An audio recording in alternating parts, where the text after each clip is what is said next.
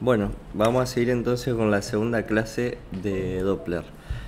Antes que nada, quiero que repasemos lo que vimos en la primera clase, que es por ahí lo más importante que nos acordemos, lo más esencial, y es qué pasa cuando hay una estenosis en un vaso. En todos los vasos se va a comportar de la misma manera. Previo a la estenosis, vamos a tener un flujo de alta resistencia. ¿Se acuerdan? Un IR alto donde tenemos una diástole de baja velocidad o ausente o reversa. En el sitio de la estenosis, ¿qué va a pasar? Va a disminuir el diámetro del vaso, por lo tanto van a aumentar las velocidades y vamos a tener un aumento del pico sistólico con ensanchamiento del registro espectral. Y posterior a la estenosis, si la estenosis es significativa, por lo general cuando supera los 80-90%, vamos a tener un flujo tardus parvus, ¿sí? Donde disminuyen las velocidades, disminuye el tiempo de aceleración de la sístole. Eso es lo más importante para recordar hasta ahora. Ahora sí, yendo al sistema carotídeo, lo primero que vamos a hacer es repasar un poco de la anatomía. Acuérdense que el lado derecho y el izquierdo no tienen el mismo origen. En el lado derecho, acuérdense que tenemos el tronco brachiocefálico que sale del arco aórtico y se va a bifurcar hacia la derecha en la arteria subclavia y hacia cefálico en la arteria carótida común. Más hacia arriba vamos a tener, si yo les muestro acá, cuál es la carótida externa y cuál es la interna. La derecha de la imagen, ahí la externa. Bien, ¿por qué es la externa? Porque está alargando ramas antes, por eso lo sé. Bien, porque la carótida interna no tiene ramas, la carótida externa sí tiene ramas colaterales. ¿Esta cuál es? La tiroidea superior. Bien, excelente, la tiroidea superior. ¿Y esta, Fer, ya que estás? Y te ayuda, mirá dónde va. Lingual. Igual. Bien, esta sí es fácil. Nadie más. Miren a dónde va, esta es muy fácil esta. La facial. Y esta, o la última.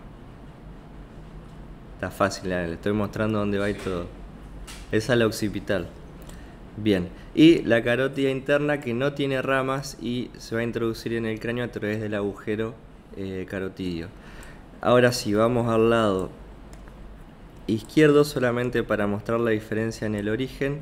En el lado izquierdo la carótida común tiene un origen independiente de la subclavia, así que directamente desde el arco aórtico va a ascender y acá tenemos exactamente lo mismo que del otro lado. Seguimos con la subclavia y esta rama que viene por acá, ¿cuál es?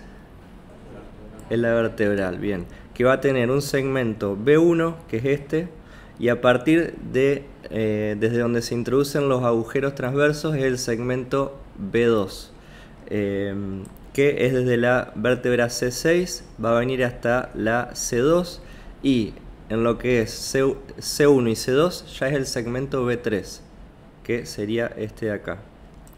Si lo seguimos hacia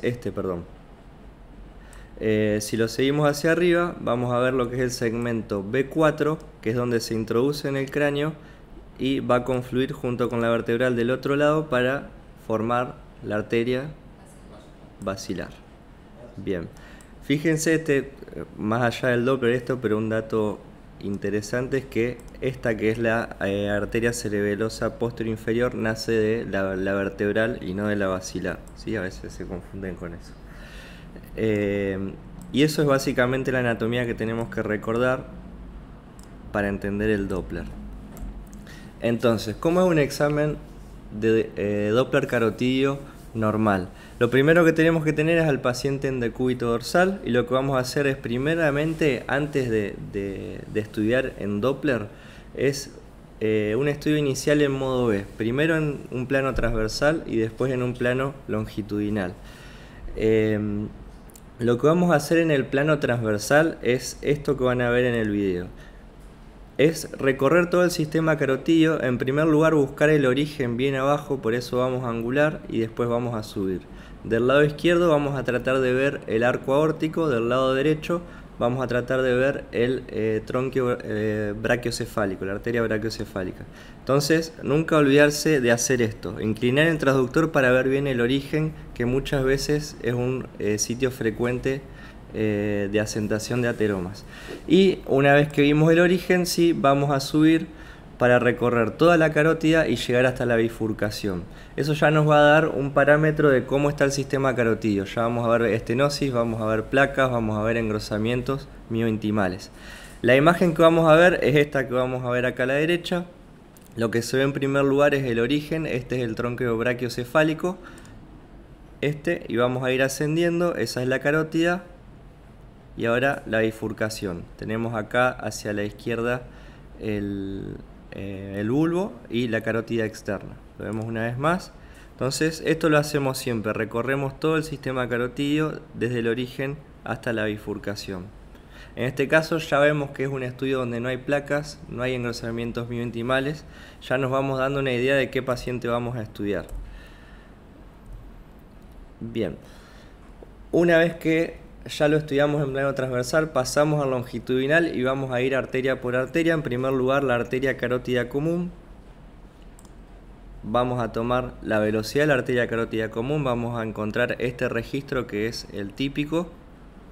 Acuérdense siempre, un ángulo entre el ángulo de insonación y el ángulo Doppler tienen que haber 60 grados o menos. Después vamos a pasar a la carótida interna, donde vamos a tener un flujo de menor resistencia. Ahí tenemos el bulbo y la carótida interna. Y por último la carótida externa, donde tenemos típicamente este flujo que tiene mayor resistencia. Y por último, nunca olvidarse de que también tenemos que ver el sistema vertebral. ¿Cuál es la técnica por ahí más fácil para el sistema vertebral? Es esta. Ponemos la carótida común en un plano longitudinal y en ese mismo plano nos vamos a oblicuar hacia lateral y nos vamos a encontrar inmediatamente a la arteria vertebral.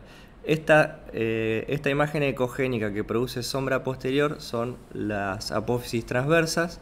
Esta es la arteria vertebral que está discurriendo a través de los agujeros transversos. Entonces, de nuevo, en ese mismo plano que estamos viendo la carótida, estas son las vértebras, nos angulamos y vemos la arteria vertebral.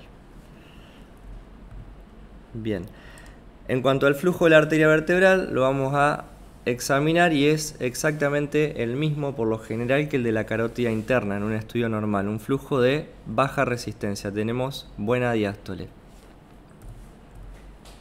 Bien, ahora sí, en resumen, entonces las carótidas comunes tienen que ser investigadas desde sus orígenes hasta la bifurcación. A la derecha el tronquio brachiocefálico, que es un sitio frecuente de ateromas, siempre hay que tratar de verlo, y a la izquierda el callado aórtico. Es típicamente un flujo de baja resistencia en diástole. Esto es lo que ya veíamos, tenemos una buena sístole, pero fíjense en la carótida común tenemos un flujo diastólico constante. Después pasamos a la carótida interna, que es un flujo bien típicamente de baja resistencia en diástole. La vamos a saber reconocer también porque tiene ausencia de ramas colaterales a diferencia de la carótida externa y como regla general tenemos que tener picos sistólicos menores a 125 centímetros por segundo y flujos de fin de diástole menores a 40 centímetros por segundo. En esto hay que tener cuidado en pacientes que son jóvenes o en estados de hiperdinamia como es la fiebre, porque vamos a tener flujos elevados. ¿Cómo lo vamos a diferenciar del patológico por una estenosis? De que en estos pacientes tenemos flujos con picos sistólicos y flujos diastólicos altos en todos los sistemas, ¿sí? Tanto en el derecho como en el izquierdo. Bien, entonces el flujo típico de la carótida interna, el registro audioespectral, tenemos una buena sístole y una diástole constante y con buena velocidad. Bien, a diferencia de la carótida externa que va a tener siempre un flujo de alta resistencia y a diferencia de la carótida interna, esta sí va a tener ramas colaterales. La primera que vamos a ver entonces, ¿cuál es? La tiroidea superior. Bien, y bueno, y típicamente el flujo de la carótida externa, tenemos un pico sistólico alto con una diástole más bien baja, lo que nos da un índice de resistencia alto. Acá la diferencia entre las tres. Bien, con respecto a los que les mostré, ¿cuál de estas, por ejemplo, piensan que es la carótida interna? Arriba. El Fer dice que esta es la carótida interna. ¿Alguien da más? ¿Cómo? Él dice la del medio, ¿por qué? Menor resistencia. Bien, un índice de resistencia más bajo, ¿por qué? Porque tiene mucha diástole. Si de todos estos, el que menor resistencia tiene es este, porque tiene las diástoles más elevadas. Entonces, esta es la carótida interna. Ahora, ¿cuál de estas dos es la carótida externa? La de abajo, bien, es la que tiene mayor resistencia de las tres. ¿Sí? Entonces, fíjense que esta es la carótida común. La carótida común viene a ser como una combinación de las dos. Fíjense que tiene una onda espectral parecida a la carótida externa, pero tiene mayor flujo diastólico. La interna es la que tiene mayor flujo diastólico y la externa es la de mayor resistencia. Bien, ahora sí, pasamos a lo que es patología. Con respecto al proceso que termina en la estenosis carotidia, se va a dar en etapas. Lo primero es el engrosamiento de la capa íntima y media, lo que va a determinar reducción en la elasticidad y aumento de la rigidez del vaso.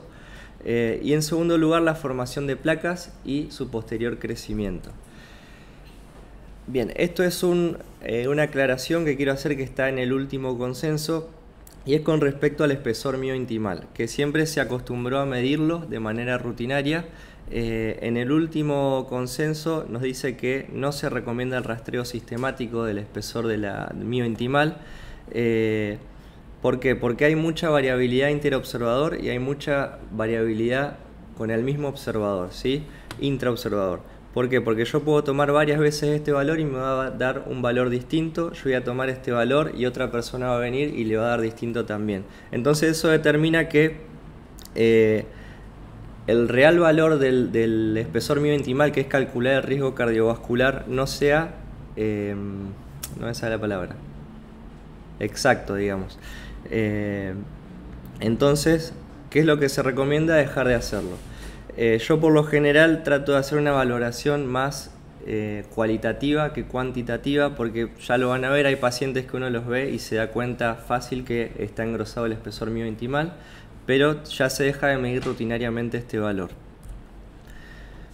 Lo que sí vamos a medir siempre y lo que sí está muy en relación con el riesgo cardiovascular es la presencia de placas carotidias. Tenemos que saber cuándo es una placa y cuándo no.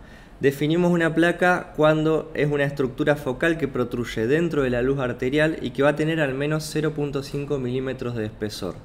Otra definición es que sea una estructura focal que protruye dentro de la luz arterial más del 50% con respecto al espesor parietal adyacente.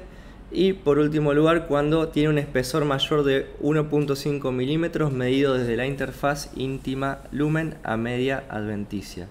¿Sí? Acá tenemos, por ejemplo, una estructura focal que protruye más del 0.5 milímetros, por lo tanto es una placa a nivel de la bifurcación. Acá tenemos la carótida común y este es el bulbo.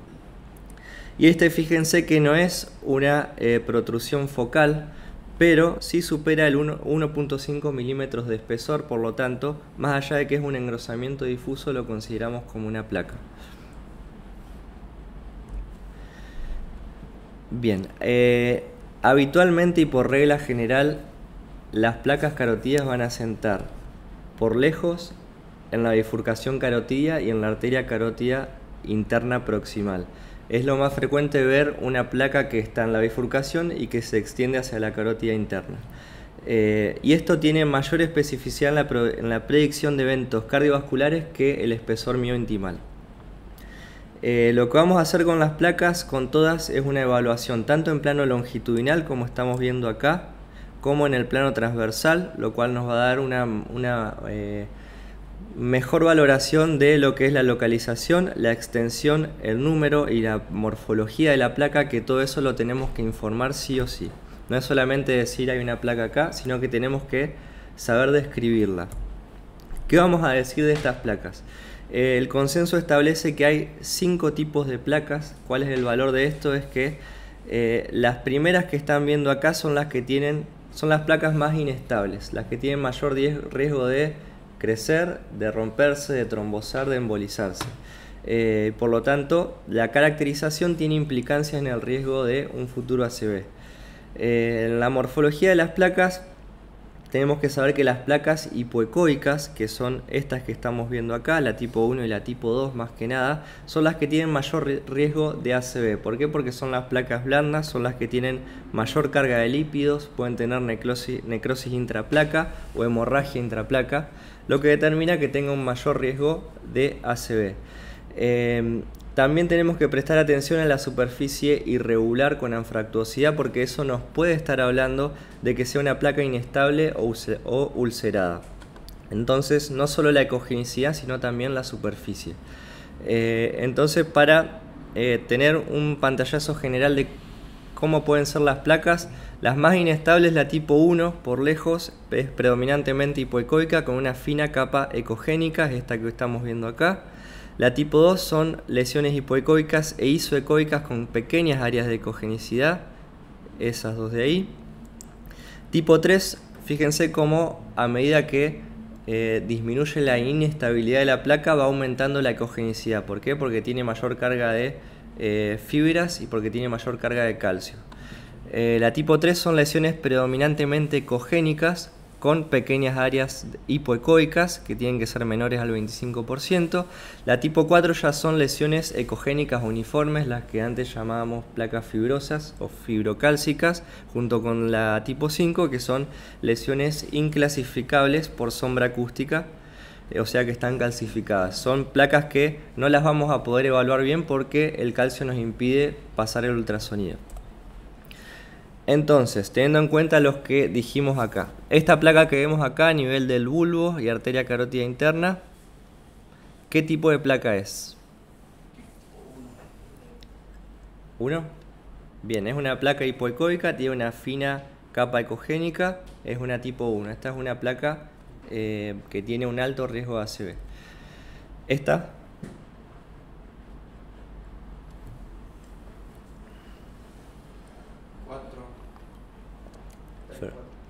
3, 4. Bien, yo creo que está entre 3 y 4. Esto se lo pongo para mostrar también de que la caracterización de la placa a veces no es tan exacta y digamos puede haber una gran variabilidad entre el observador, porque esto tranquilamente puede ser clasificado como 3, tranquilamente puede ser clasificado como a veces también como 2, no sé, como 4 porque no es uniforme. ¿Sí? Ven que es heterogénea, tienes áreas de hipoecogenicidad. Bien, ¿y esta? 5. Estamos viendo una placa calcificada, este es el calcio, tenemos sombra acústica, lo cual nos impide ver bien la composición de la placa y no la podemos clasificar adecuadamente. Entonces esta es una tipo 5. Bien, ¿y esta? Lo mismo, esta podría ser varias. No es 5 porque el calcio está bien periférico, nos permite evaluar bien la placa. Podría ser un 3, podría ser un 4, pero bueno, tenemos mucha variabilidad. Más que nada les muestro esto porque si alguna vez hacen un Doppler, alguien la clasificó como tipo 3, o a ustedes les parece tipo 4, pasa, no es que esté mal. En cuanto a la estenosis y oclusión carotidia, hablamos de estenosis significativa cuando esta supera el 50%. Cuando es menor al 50% no va a haber cambios hemodinámicos. Entonces lo importante en nuestro informe es la descripción morfológica de la estenosis, la extensión y la composición. Más que su repercusión hemodinámica, que por lo general va a ser nula. No aumentan las velocidades, no hay turbulencia, entonces nos dedicamos más que nada a describir la morfología, extensión y composición. En las estenosis significativas mayor al 50%, a la descripción morfológica, que siempre es importante, se va a sumar la hemodinámica, porque esa descripción hemodinámica es la que nos va a determinar cuál es el grado de obstrucción que tenemos. Porque no es solamente decir tiene más del 50%, sino decirle tiene 70, tiene 80, tiene 90.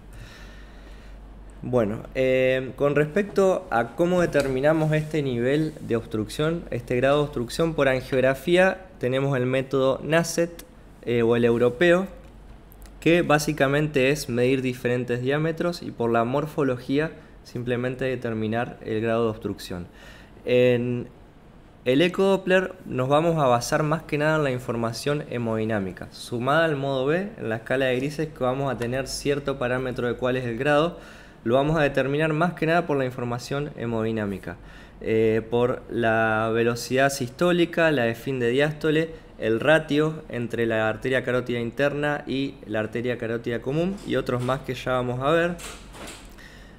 Y tenemos que saber, esto es muy importante, que la sensibilidad y especificidad del Doppler para obstrucciones de la carótida interna mayores al 70% es de 85 y 90%. Esto es altísimo, ¿sí? Digo esto más que nada porque van a escuchar muchos comentarios de que la ecografía no lo determina bien o que sobreestima el grado de estenosis o que una vez que lo detectamos por ecografía tiene que ir a angiografía. Bueno, el 80% de los pacientes en Estados Unidos no requieren angiografía previo al tratamiento, ¿sí? Se basan solamente en el Doppler. Y esto está pasando ya hace varios años. Tiene que ver con el avance de los equipos, con el avance del conocimiento de las técnicas. Pero sepan esto, que con la ecografía tenemos un alto rédito diagnóstico de la oclusión de la estenosis carotidia. Para los que ya hacen Doppler, verán que esta tabla probablemente no es la que usan, esta es la nueva y ya vamos a ver de qué se trata. Bien, tenemos que saber que la velocidad pico sistólica para determinar el grado de estenosis como parámetro único no es fiable. Esto tiene que ver con la curva de Spencer, que es esta, que determina que acá tenemos en el eje Y la velocidad, en el eje X la disminución del diámetro a medida que vamos avanzando. Entonces, fíjense cómo a medida que disminuye el diámetro del vaso, la velocidad aumenta hasta que llega a un punto en el cual la velocidad, por esa disminución del diámetro, empieza a disminuir, ¿sí?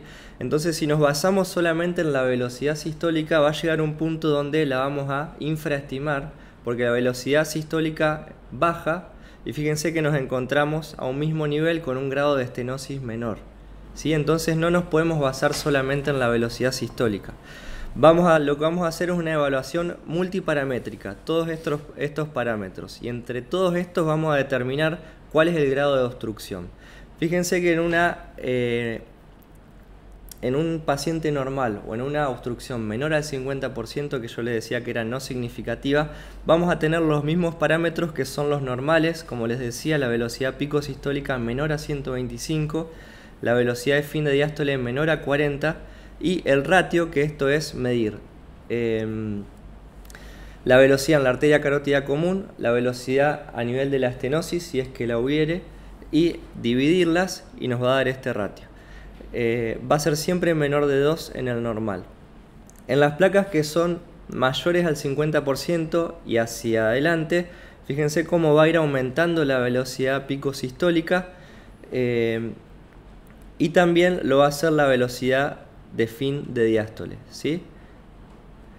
Después fíjense cómo el ratio también va a ir aumentando. Recién a partir del 60% el ratio va a estar mayor de 3 y en el 50% va a estar mayor a 2. Acuérdense que el normal es menor de 2. Y a medida que avanza el grado de oclusión va a ir aumentando. Se agregan estos parámetros que antes no estaban determinados en los anteriores consensos. Este que aparece acá como BPS, que se repite, en realidad esta es la velocidad pico sistólica posterior a la estenosis. ¿Se acuerdan que yo les hablé que cuando había un grado de estenosis teníamos que ir a buscar el lecho distal para ver si las velocidades habían disminuido y teníamos un flujo tardus parvus? Esto es lo que vamos a hacer. Fíjense que recién a partir del 70% vamos a tener, recién a partir del 80% vamos a tener un flujo menor a 50 centímetros por segundo en la arteria carótida interna distal, ¿sí? Por el grado de estenosis, que ya es muy significativa, van a empezar a disminuir las velocidades a nivel distal. No así cuando tenemos más de 70%, lo que nos va a permitir ya tener un nuevo parámetro para diferenciar cuándo es 70, cuándo es 80, cuándo es 90, que antes no lo teníamos. Y se agrega también esto, que es la circulación colateral. Dice polígono de Willis porque acá incorpora lo que es el Doppler transcraneal. Los que lo hicieron saben que por ahí no es tan fácil de hacer, no es lo rutinario, pero bueno, en el caso de que uno sepa hacerlo, que esté indicado, que se lo pidan, lo que vamos a evaluar es el flujo a nivel de la arteria cerebral media. Entonces vamos a ver la diferencia de velocidades entre un lado y el otro. Y la arteria oftálmica, esto sí es importante que lo evaluemos cuando tenemos una estenosis significativa, sobre todo las de mayor grado. ¿Por qué? Porque cuando tenemos una oclusión o muchas veces cuando tenemos un flujo, una estenosis muy significativa, el flujo en la arteria oftálmica se va a invertir, ¿sí? Va a dejar de dirigirse hacia la órbita para dirigirse hacia el cerebro. Entonces, la tabla nunca se la tienen que acordar, siempre que hacen un estudio la tienen que tener a mano y van a ir a comparar y buscar los valores. El Doppler carotido simplemente es conocer la técnica, ir a tomar las velocidades y ir a volcarlas sobre la tabla y ver cuál es el grado de estenosis. No tiene mayor implicancia que esa. Entonces vamos a ver, por ejemplo, este caso. Vamos a tratar de ver cuál es el grado de estenosis. Tenemos un flujo preestenosis, esto es la carótida común, de 84 centímetros por segundo. Acá tenemos un sitio de estenosis, ¿se acuerdan que esto le llamamos aliasing? Donde tenemos un aumento de las velocidades, por eso se nos pinta de otro color. Y tenemos, fíjense, un aumento significativo de la velocidad pico sistólica, que es de 317 centímetros por segundo. El fin de diástole, que estaría por acá, 107 centímetros por segundo. Acuérdense que el normal era de 40. Y este es un flujo post-estenosis. De la arteria carótida interna distal tenemos 86 centímetros por segundo.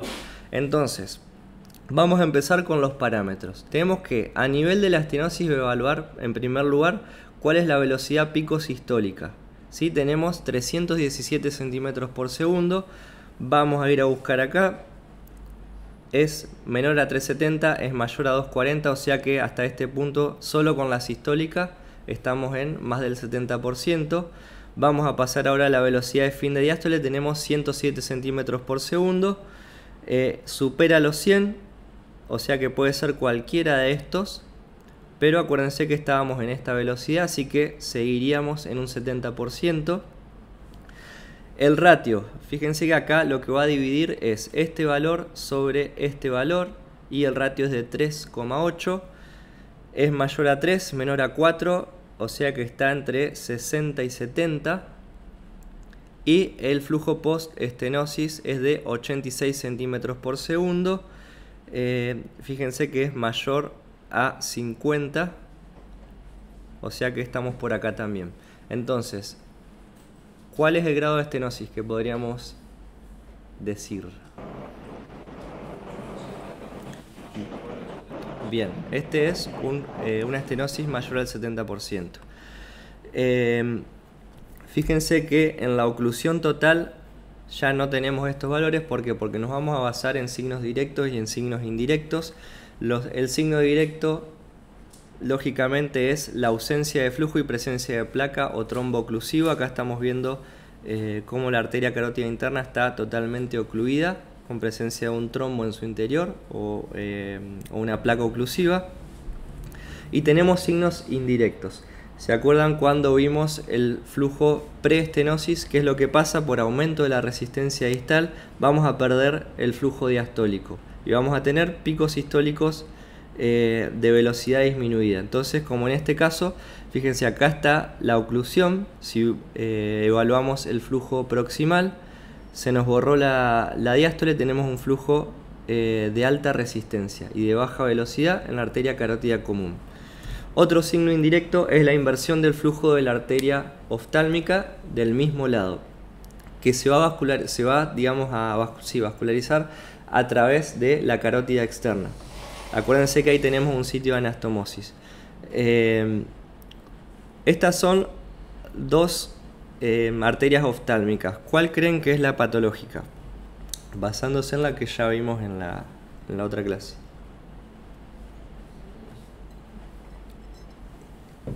La de la derecha, o sea esta. Bien, ¿por qué dicen que es la patológica? ¿Cómo te das cuenta? Bien, y eso, bien, eso más que nada quería que digas. Por el color del flujo, ¿sí? No solo por el registro espectral, porque esto lo podemos invertir, sino hay que basarse en el color del flujo y en la escala que tenemos acá. Fíjense que acá tenemos determinado que lo rojo se acerca al transductor, lo azul se aleje. Entonces, si tenemos un flujo rojo dentro de la arteria oftálmica, esto quiere decir que el flujo se está acercando hacia la órbita. Acá tenemos determinado lo mismo, que lo azul se aleje, lo rojo se acerque. Entonces, si tenemos azul la arteria oftálmica, quiere decir que este flujo se está alejando de la órbita y está yendo hacia el cerebro. O sea que esta es la arteria oftálmica patológica.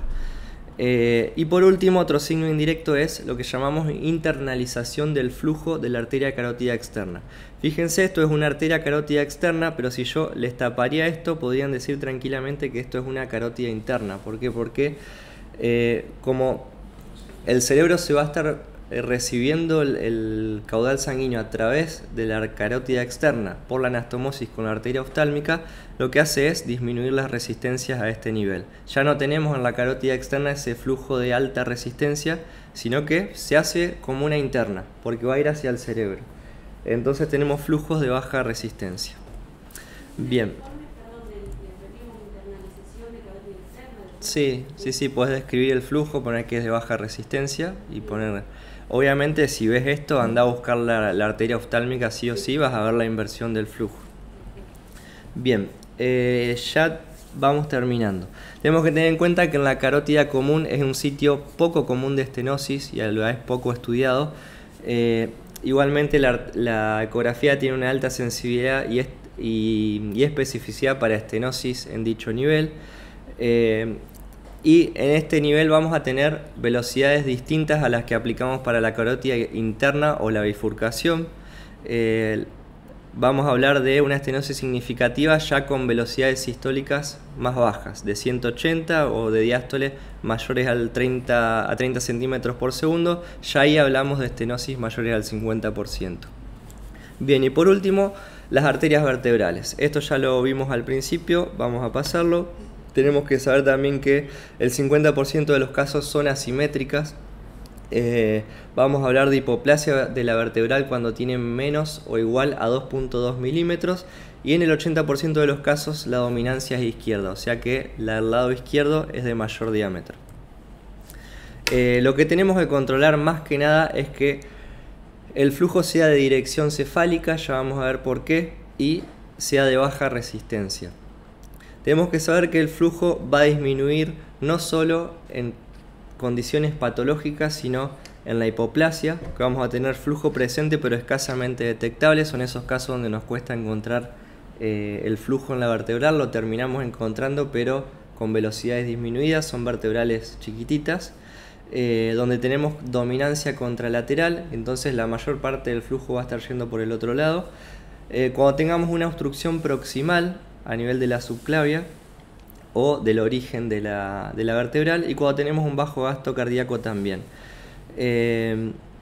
Tenemos que saber también que la arteria vertebral va a perder el patrón de baja resistencia. Esta es la regla general cuando hay una obstrucción a nivel distal, a nivel intracraneal, sobre todo en el sistema basilar. Y vamos a tener una inversión del flujo, o sea que no vas a estar yendo hacia cefálico cuando tenemos una estenosis significativa de la arteria subclavia homolateral. Y esto vamos a verlo ahora. Bueno, simplemente para recordar, el flujo de la arteria vertebral es tal cual el de la carótida interna, ¿sí? De baja resistencia. Bien. Y con esto vamos a terminar. Que el síndrome... Me perdí en lo último. Cuando la subclavia homolateral está mayormente obstruida, ¿se va a invertir el flujo? Claro, esto es lo que vamos a ver ahora. Que es el síndrome del robo de la subclavia. Esto es así. En condiciones normales, el corazón bombea, la sangre asciende al lado derecho por el tronco brachiocefálico, al lado izquierdo por la arteria subclavia, y el flujo normalmente va a ascender por la subclavia hasta el sistema basilar, ¿sí? ¿Qué pasa cuando hay una obstrucción de la subclavia proximal al origen de la vertebral? El flujo asciende, se encuentra con esta obstrucción, puede pasar el flujo, pero va a pasar a bajas velocidades. Entonces, el flujo que asciende por la vertebral contralateral, acuérdense, concepto de fisiología, el flujo va desde sitios de mayor presión a menor presión. Entonces, el flujo va a ascender por la basilar, pero también se va a encontrar con otra arteria de menor presión, que es la vertebral del otro lado, al cual no le está llegando la sangre de manera adecuada. Entonces la sangre va a descender por la vertebral del otro lado para vascularizar también el miembro superior contralateral, ¿sí? Esto no pasa si la estenosis es distal al origen, por ejemplo, a este nivel, porque la sangre sí ascendería por acá. Pero si es proximal a ese nivel, va a ascender por un lado y va a bajar por el otro, ¿sí? Entonces por esto siempre es importante evaluar la dirección del flujo y prestarle mucha atención, porque esta placa por lo general o de manera frecuente no la vamos a ver, pero sí vamos a ver este flujo patológico. Dependiendo del grado de estenosis de la subclavia vamos a tener diferentes tipos de robo.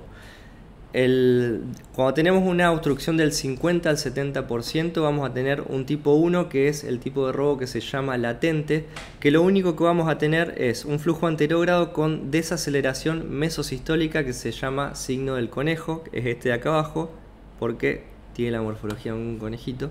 Entonces tenemos un flujo que en sístole, de repente, en mesosistólico, tiene, digamos, una desaceleración brusca. En el tipo 2 es la parcial, tenemos un flujo bifásico, que va a ser retrógrado en sístole y anterógrado en diástole. Entonces tenemos una sístole retrógrada y una diástole anterógrada, que son en estenosis del 70 al 90%. Ya cuando la estenosis supera el 90% vamos a tener un robo de tipo total, que es retrógrado en todo el ciclo cardíaco. Entonces, primero mesosistólico, después toda la sístole y por último todo el ciclo cardíaco va a ser reverso. Estos son pacientes que por lo general son asintomáticos, así que eso es algo que hay que tener en cuenta. La gran mayoría son asintomáticos, pueden tener síntomas del sistema vértebro-basilar cuando, por ejemplo, tiene un mayor requerimiento del gasto cardíaco hacia el miembro afectado. Por ejemplo, cuando hacen ejercicio si tienen una obstrucción de la subclavia izquierda, cuando ejercitan el brazo izquierdo. Lo mismo hay que tener en cuenta para lo siguiente: si lo queremos poner de mayor manifiesto en el estudio Doppler, lo que podemos hacer es que si tenemos afectada la subclavia derecha, le hacemos al paciente que mueva el brazo durante 1 minuto, lo que va a aumentar el requerimiento sanguíneo de ese brazo y va a exacerbar el registro Doppler, ¿sí? Entonces, lo mismo podemos hacer con un manguito, dejarlo por 1 minuto, sacárselo, aumenta el gasto y se manifiesta de mejor manera en el registro audioespectral. Bien, por último, esto ya es para terminar y solamente para que lo tengan en cuenta, cuando el paciente tiene un stent carotidio, esto lo especifico porque es frecuente de ver, tenemos que tener en cuenta que el vaso disminuye su distensibilidad, la compliance vascular, por lo tanto va a haber un aumento de la velocidad picosistólica sin presencia de restenosis.